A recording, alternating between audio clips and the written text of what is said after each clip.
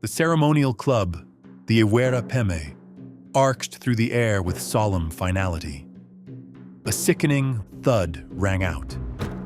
The captive, who had stood so defiantly only moments earlier, collapsed like a marionette whose strings had been cut. A hush fell, and in that breathless silence, Staden felt it. The cold grip of fate tightening around his own neck. He was not just a witness, this was a ritual, and he was meant to be next. This is Forgotten Horizons, and you're listening to Be Eaten Alive, Hans Staden's 9 months of Tupinambá terror.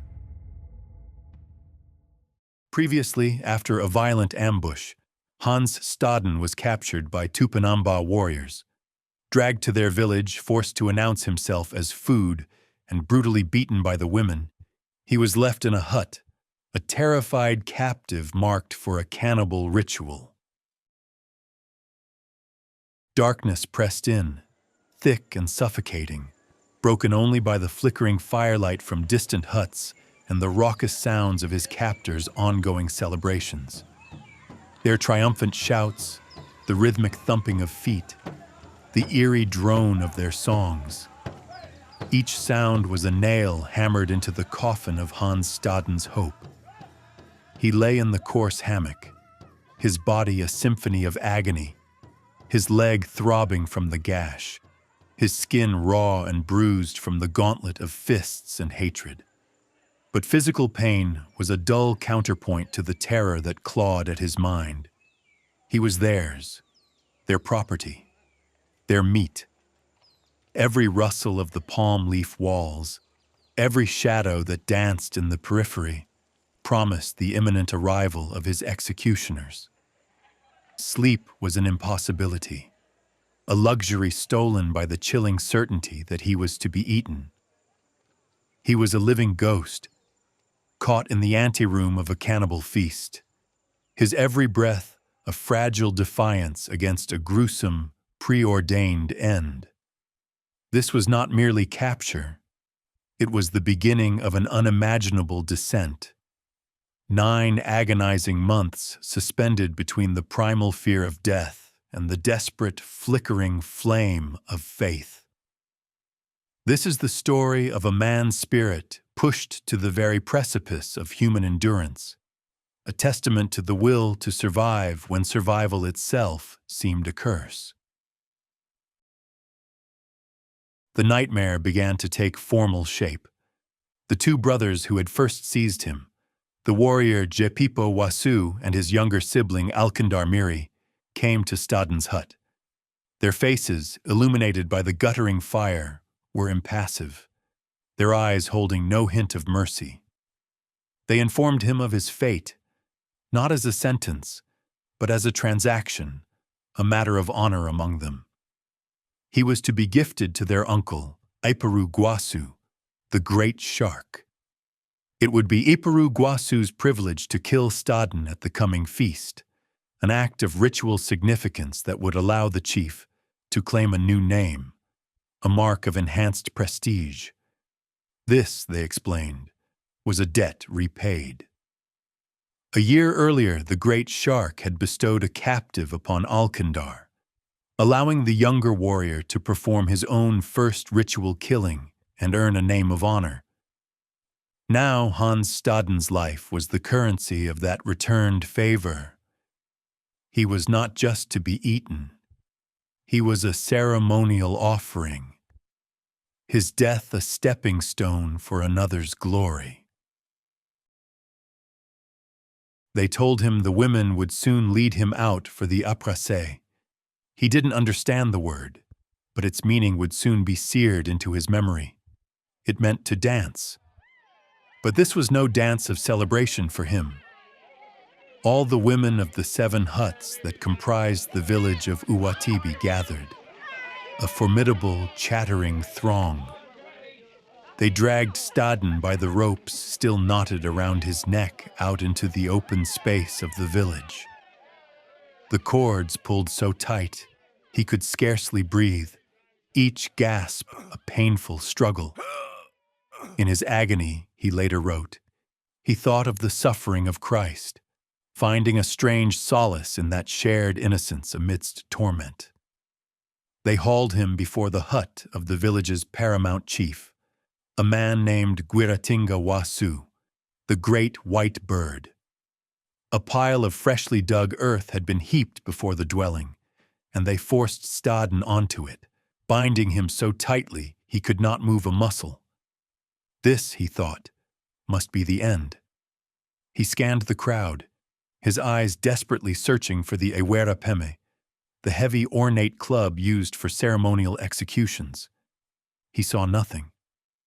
"Will you kill me now?" he managed to ask, his voice raspy. "Not yet," came the chilling reply from the surrounding women. A woman detached herself from the crowd. In her hand, she held a piece of sharpened crystal, or perhaps quartz, fixed between two small pieces of wood, a crude but effective razor. She approached him, her expression unreadable. With practiced motions, she began to shave off his eyebrows. Each stroke was a small erasure, a further stripping away of his identity. When she moved to shave his beard, a symbol of manhood he clung to, he found a spark of defiance. He refused, insisting they kill him with his beard intact. Surprisingly, they relented, perhaps because his death was not scheduled for that precise moment, or perhaps because his unexpected resistance momentarily intrigued them. They left him his beard and his life, for now. But the ritual was far from over. They dragged him from the mound of earth and forced him to stand before the hut that housed their sacred gourd rattles, the tamerka, their idols. The women formed a circle around him. Two of them tied a string of rattling shells to his good leg, the one not deeply gashed. They adorned his neck and head with a fan of gray feathers, transforming him further into a ceremonial object. Then, they brought out their tamerka, shaking them with rhythmic intensity, boasting that these instruments, these voices of their gods, had prophesied the capture of a Portuguese. It was then, amidst the chanting and the rattling, his body screaming in pain, his spirit teetering on the brink, that Hans Staden found his voice, not in a plea, but in a desperate assertion. "These things have no power," he declared, his voice surprisingly firm. "They cannot speak and they lie. I am not a Portuguese. I am a friend and kinsman of the French. The land where I live is called Germany." His words caused a ripple of uncertainty. "You must be lying," one retorted. "If you are a friend of the French, what are you doing among the Portuguese?" They knew the French well.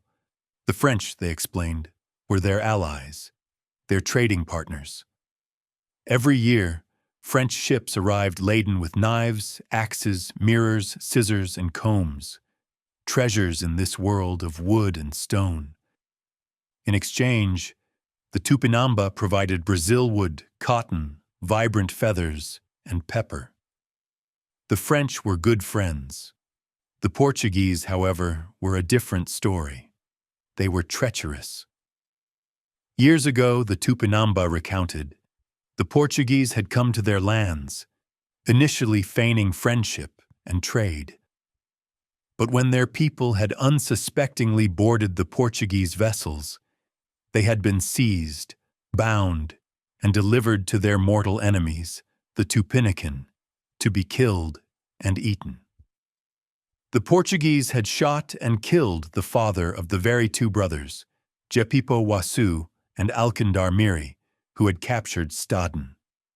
It was for this death, they snarled, that they would now have their revenge upon him. Staden desperately tried to explain his complex situation, his voyage with the Spaniards, the shipwreck that had cast him ashore in Portuguese territory, his forced service among them.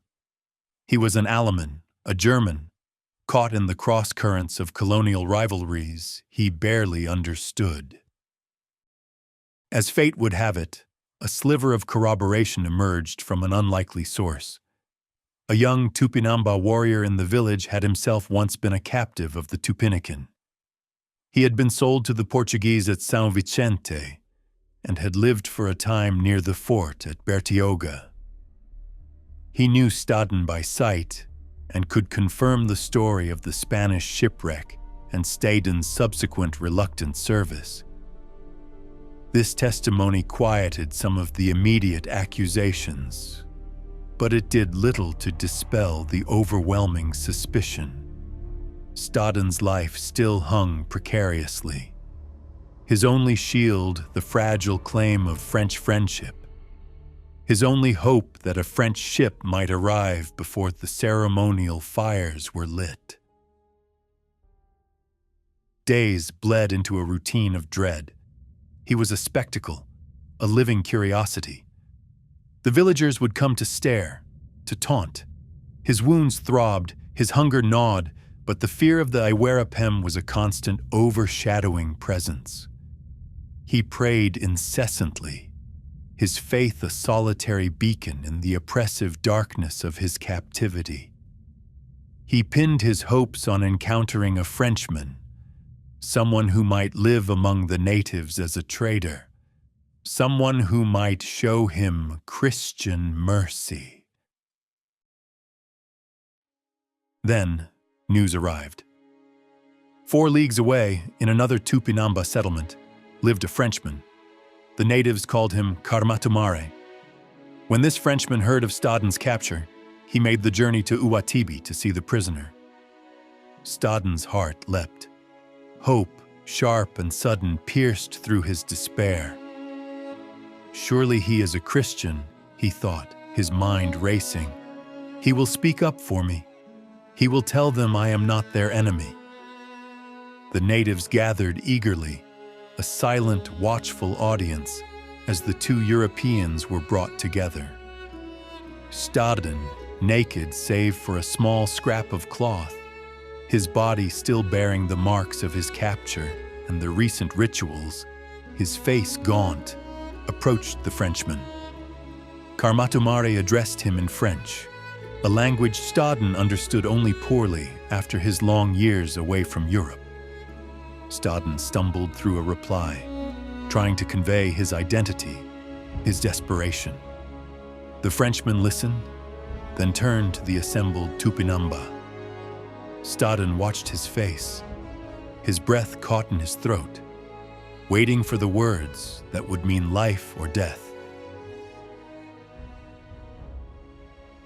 Karmatoumare spoke in the Tupinambá tongue, his voice calm, his words falling like axe blows on Staden's soul. "Kill him and eat him, the good-for-nothing," the Frenchman declared. "He is a true Portuguese, your enemy and mine." The betrayal was absolute, a cold cruelty that eclipsed even the fearsome rituals of the Tupinambá. Staden understood those words perfectly. He pleaded with the Frenchman, for God's sake, to tell them not to eat him. Karmatoumare simply shrugged, unmoved. "They should indeed eat you," he replied coolly. Staden was crushed. The words of the prophet Jeremiah echoed in his mind. "Cursed is the man who trusts in man." A wave of utter desolation washed over him. In a gesture of profound despair, he tore the small piece of cloth they had given him to cover his loins from his shoulders and threw it at the Frenchman's feet. If he was to die, why should his flesh provide warmth for another? Why hide what they were so determined to consume? He was led back to his hut, a place that was both prison and sanctuary. He prayed tearfully, not for escape now, but for God to grant him true faith at his end. The natives watched him, their conviction reinforced. "He is a true Portuguese," they muttered. Now he is crying.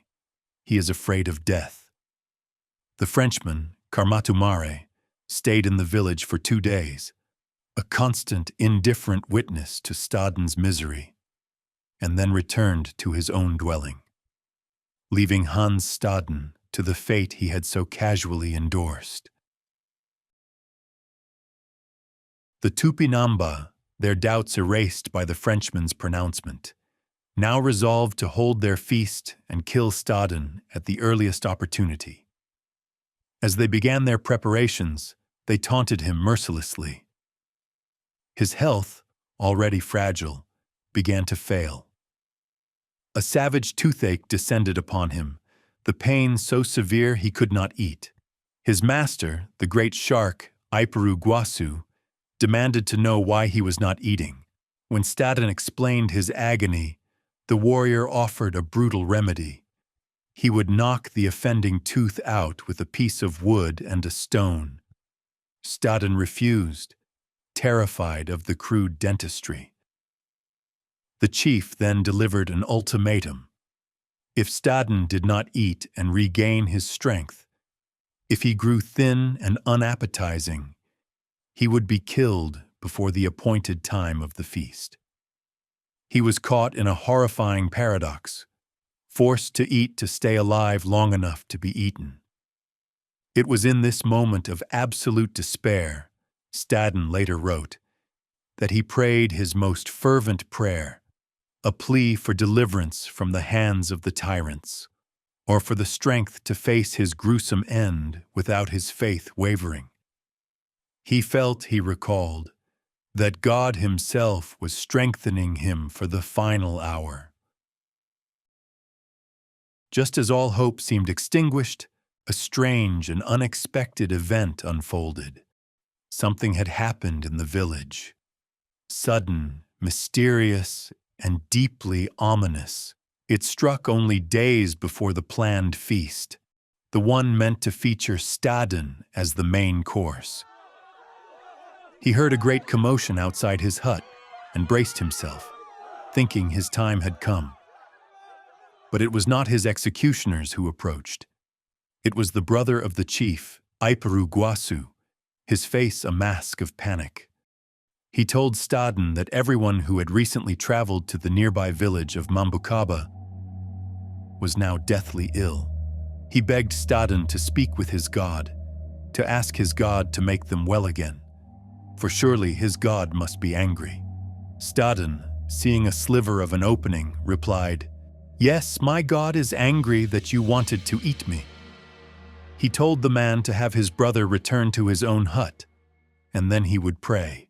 The man replied that his brother, Uprasse, was too sick to travel from Mambukaba, but knew that Staden's prayer could heal him even from a distance. Staden, treading carefully, offered what comfort he could, and the man returned to Mambukaba. A few days later, the sick from Mambukaba, including Uprasse, returned to Uprasse, their bodies racked with the illness. They pleaded with Staden to heal them, promising that if he did, he would certainly not be killed. He laid his hands on their heads as they asked him to, a strange ritual of a captive ministering to his captors. But God's judgment, as Staden perceived it, was not so easily turned. One by one, they began to die. First, a child of Uprasse's household. Then, the chief's brother, the one who had first brought the news. Then another brother, another child, and finally, the chief's son-in-law. Uprasse himself and his wife fell gravely ill. In mortal terror, they begged Staden to ask his god to let his anger pass. The great shark, the man who was to have ceremonially killed and eaten him, now gave a strict order. No one was to harm Staden or even threaten to eat him again. Slowly, the chief and his wife began to recover, but the plague, as Staden called it, had claimed 8 members of Uprasse's household, and many others in the village who had been particularly cruel to Staden. The timing was undeniable. The fear was palpable. This event had a profound effect on the Tupinambá. Their fear of Staden's god became a tangible presence in the village. Other chiefs, men who had previously mocked and threatened him, now came to him, plagued by terrible dreams and seeking reassurance. Staden spoke to them of God's mercy, but also of his justice, telling them that mercy might be found if they gave up their practice of eating human flesh. Even the old women, those who had beaten him so viciously upon his arrival, now approached him with a strange reverence. They called him Slanderer, my son, and pleaded, "Do not let me die." They confessed, "We treated you so because we thought you were a Portuguese, who are our sworn enemies. We have eaten other Portuguese before, but their God was never as angry as yours. Now we see you cannot be a Portuguese." For a time they left him in peace. A bewildered confusion settled over them. He had the reddish beard they associated with the French, not the black beards of the Portuguese. They watched him carefully, this man whose god seemed to wield such deadly power, but the talk of eating him ceased. Perhaps the greatest miracle in Staden's eyes was the change that came over the Frenchman, Karmatoumare. He returned to Uprasse some time later, expecting to find Staden long dead and consumed. He was stunned to find him not only alive, but occupying a position of strange, fearful authority. Staden took him aside, where they could not be overheard by the natives. He rebuked the Frenchman sharply, asking if he had any Christian soul left in his body, to have so casually advised the natives to slaughter him. Karmatoumare, faced with the living proof of his betrayal, and perhaps genuinely shaken by the stories of the plague, was filled with remorse. He apologized profusely, explaining that he had truly believed Staden was Portuguese, a nation his own people so despised that they would hang any they captured in Brazil. At Staden's urging, the Frenchman now spoke to the natives on his behalf, recanting his earlier statement. He told them he had been mistaken, that Staden was indeed from Germany and a friend to the French. He even offered to take Staden with him when a French ship next arrived. But the natives, though fearful of Staden's god, were not yet willing to relinquish their prize. They had found him among their enemies, they argued, and by their laws of war, he was their property. Only Staden's father or brother, arriving with a canoe laden with valuable trade goods, axes, knives, mirrors, combs, could ransom him. The Frenchman departed, leaving Staden in this new, precarious state, feared, respected, but still a captive. This fragile peace, this uneasy truce born of supernatural terror, was soon tested. Staden was forced to witness the terrifying culmination of a ritual practice. In a nearby village, a captive warrior from the Maracaya tribe, an enemy of the Tupinambá, was scheduled for execution. Staden's masters took him along, perhaps to remind him of the fate he had so narrowly escaped, or perhaps because his presence was now considered a strange sort of protective talisman. The scene that unfolded was a deeply unsettling display of ritualized violence. The Maracaya captive, in a display of astonishing bravery that was part of their warrior code, met his end with defiant taunts, mocking his executioners until the final ceremonial strike from the Uprasse brought him down. The moment burned itself into Staden's memory. What followed was a traditional preparation of the body. The pieces were roasted over a crackling fire on a wooden grill called a boucan. The air filled with the pungent scent of smoke and burning meat. During the ceremony, As the warriors began their ritual meal, their old aggression towards Staden briefly resurfaced. For a terrifying moment, his life was again in peril. But then, one of his chief tormentors from that village was struck with a sudden, violent eye infection that left him temporarily blind. The man came crawling to Staden, his bravado gone, begging him to pray to his god for the return of his sight. Staden, ever the pragmatist in his fight for survival, agreed, but only on the condition that the man promised to be his friend and cease all threats. The warrior agreed, and within a few days, his sight returned. This incident only further solidified Staden's uncanny reputation. His life remained a knife-edge existence. His status was further complicated when he was taken to meet the paramount chief of the entire region, the great and feared King Kunhambebe. The journey by canoe to the chief's main village was an intimidating affair. Kunhambebe's dwelling was larger, more imposing. The entrance to his village was marked by a ghastly display. 15 heads impaled on stakes, the grisly trophies of war against their Marakaya enemies. They pointed them out to Staden. "Those are the heads of the Marakaya," they said, their tone a mixture of pride and warning. A cold terror gripped him. Inside Kunhambebe, a man of formidable presence, his lower lip grotesquely stretched by a large, round green stone, his neck adorned with many fathoms of white shell necklaces, sat drinking his kawi with his retinue, his eyes, hard and cruel, fixed on Staden. "So our enemy has come?" he slurred.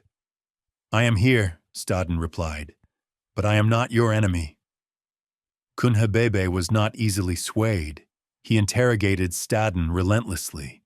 He knew Staden had served as an artillerist at the Portuguese fort. "Why did you try to shoot at us from Bricioca?" he demanded. He dismissed Staden's claims of being French with a sneer. "I have already captured and eaten 5 Portuguese," the king stated flatly. Every one of them claimed to be French, yet they all lied. His son then tied Staden's legs together and forced him to hop around the hut for their amusement, while the warriors laughed and mocked. "Come eat with us, you jumper!" They began to feel his body, one claiming his head, another an arm, a third a leg, as if dividing spoils before the kill. Kunhambebe gestured to a basket hanging in his hut. It was filled with the boiled and smoke-dried heads of past victims. The message was clear. That night, Staden was returned to Uwatibi, the taste of Kunhambebe's threats still bitter in his mouth. Hope flickered and died multiple times. A Portuguese ship sent from Bertioga appeared offshore, firing its cannon as a signal. Staden's heart leaped, only to be crushed when his captors refused to let him approach. Instead, using him as bait in a failed ambush. The ship sailed away, leaving him in deeper despair. Then, his life was again threatened. This time by a false accusation from a Carajo slave, a captive from another tribe living among the Tupinambá. This man claimed to have known Staden at Bertioga and accused him of having killed a Tupinambá chief in a past battle.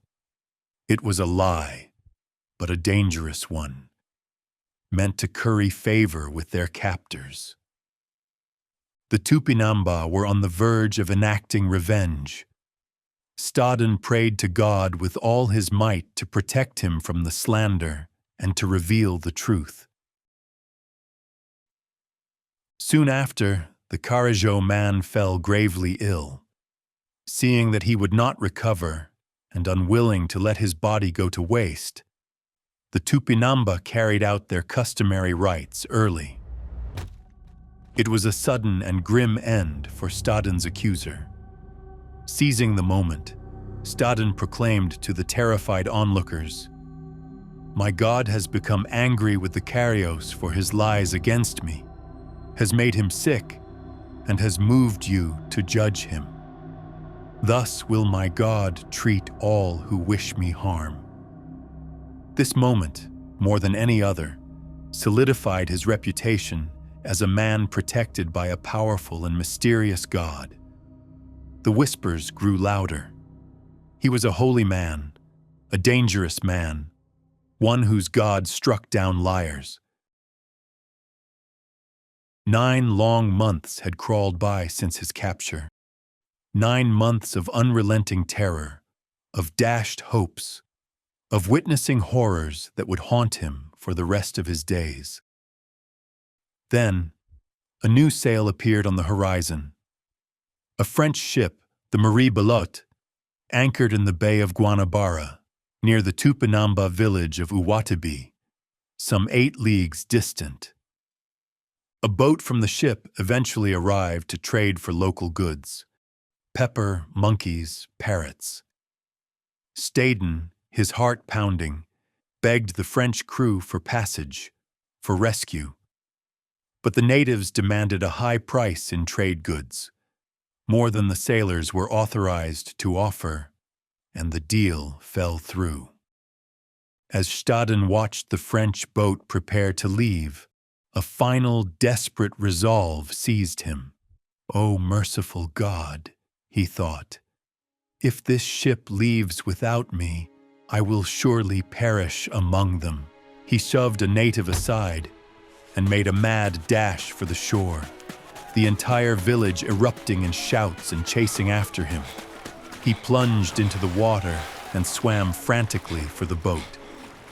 But as he reached it, his hands grasping the gunwale, the French sailors, fearing reprisals that might ruin future trade, pushed him back into the sea. Defeated, his strength failing, he swam back to the shore. "Now I see," he thought, his spirit at its lowest ebb. "It is God's will that I remain longer in this misery." The natives, however, were surprisingly pleased by his return. He quickly invented a story, telling them with feigned anger that he had only gone to the boat to instruct his countrymen to prepare a large ransom for his release. A ransom they should expect after their upcoming war party returned. They believed him, or chose to believe him, and were satisfied once more. His original captors, Japipo Wasu and Alkindar Miri, finally tired of the risk and responsibility of keeping him. Since their uncle, Iperu Guasu, dared not kill him because of the plague and the subsequent fear of Staden's god, they gifted Staden to another chief in a different village. This new master was a king named Abati Bosange. They warned the new chief sternly not to harm Staden, because his god was terrifyingly protective. Abati Bosange, perhaps heeding the warning, or perhaps out of some strange affinity, named Staden his son and treated him with a cautious kindness. It was in this new village, under this new master, that Staden learned another French ship had arrived at Guanabara. It was the Catarina de Batteville, captained by Wilhelm de Moner. Staden persuaded his new native family, Abati Bosange among them, to take him there to trade. After much persuasion, Abati Bosange agreed to accompany him to the ship.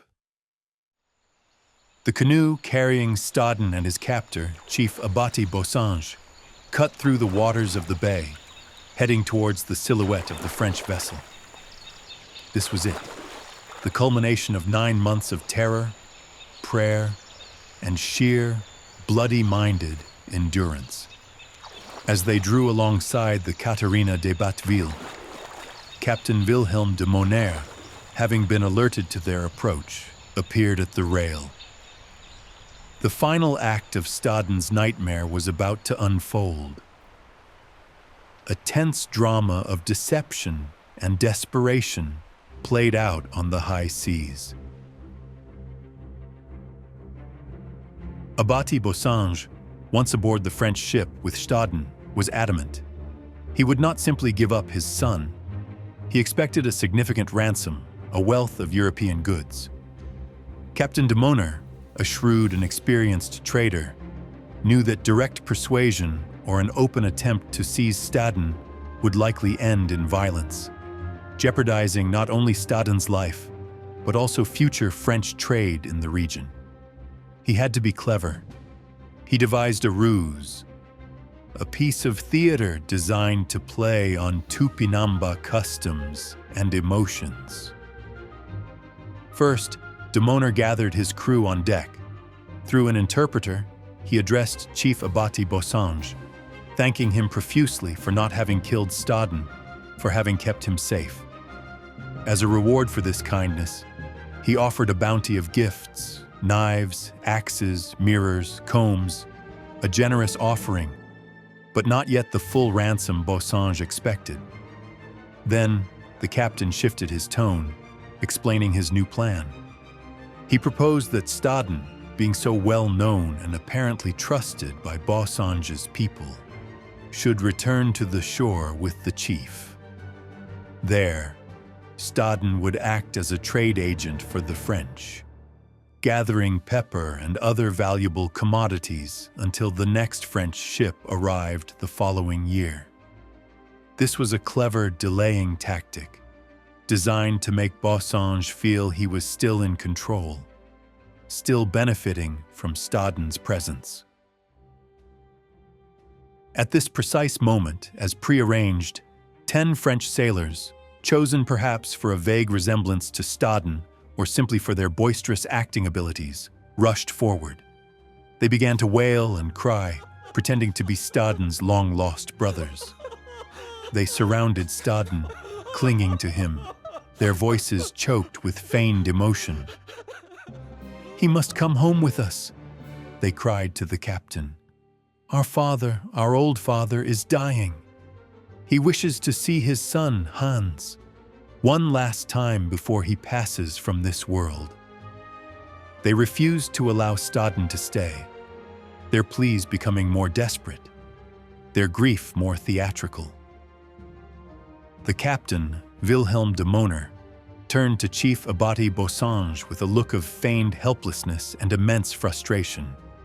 He spread his hands wide. "You see, Chief," he explained through the interpreter, "though I am the captain of this ship, I am only one man. These are his brothers. Their grief is great. Their need to take him to their dying father is overwhelming.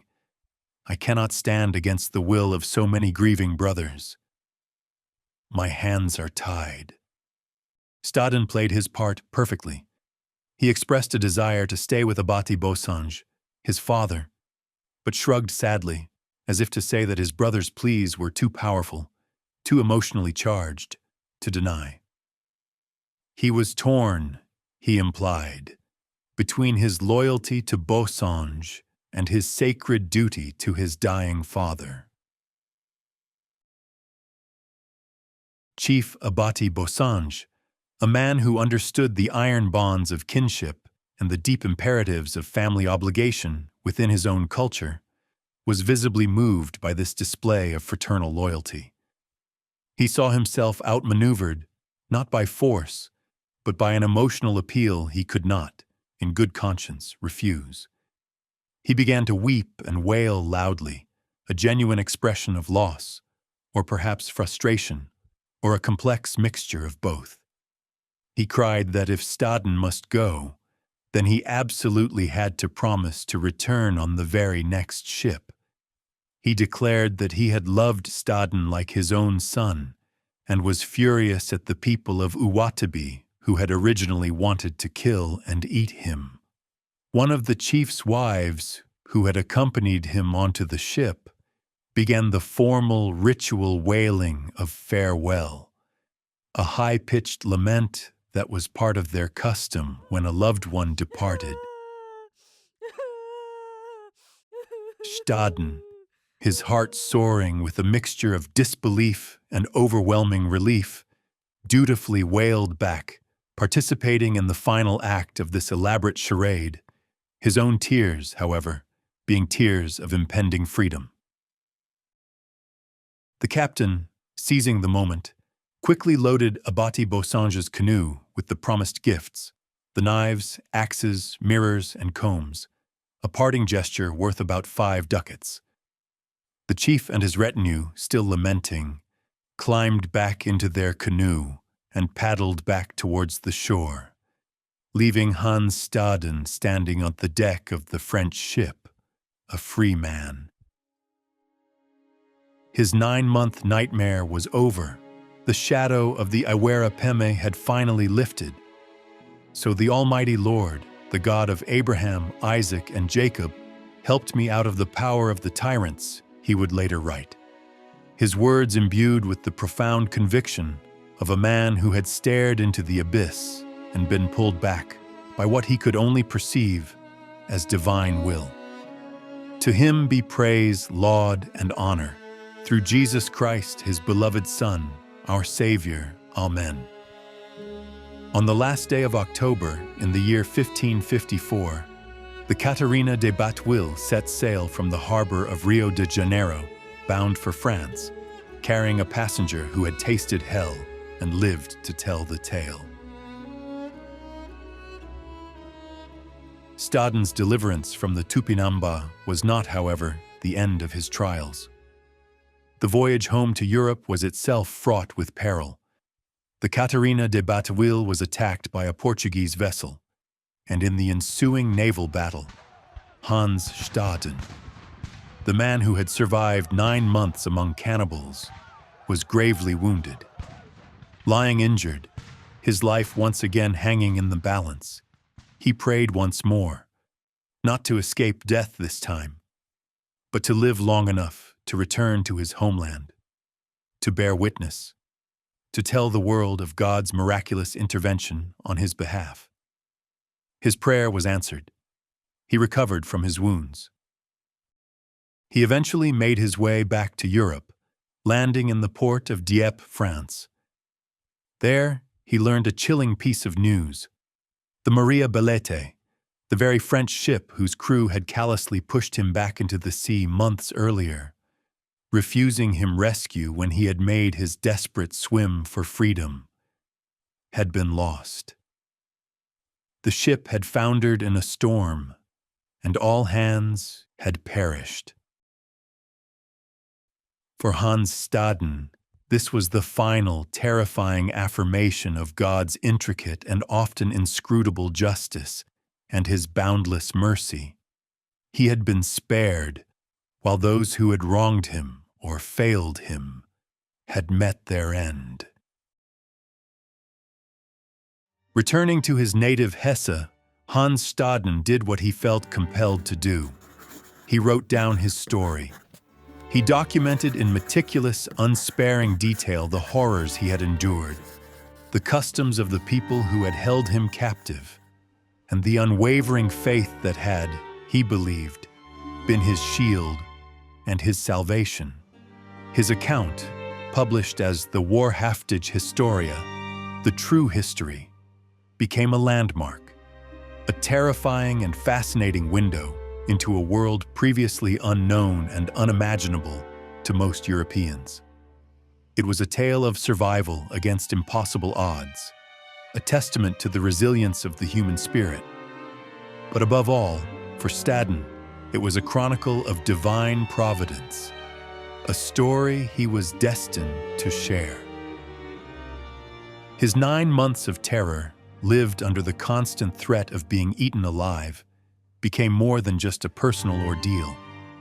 They became a story for the ages, a chilling reminder of the brutal realities of cultural collision in the New World, and a powerful narrative of one man's unwavering will to live, guided, as he saw it, by the hand of a watchful and intervening God. The echoes of the Tamerka rattles, the haunting songs of the Uprasse, the imagined weight of the Iwera Peme. These would remain with him, but so too would the profound gratitude for a deliverance he could only describe as miraculous. And with that, the story of Hans Staden comes to a close. If stories like this stir something in you, if you're drawn to the forgotten paths of history, where survival hangs by a thread and myth blends into memory, then you belong with us. This is Forgotten Horizons. Subscribe, explore, and help us unearth the past, one extraordinary tale at a time.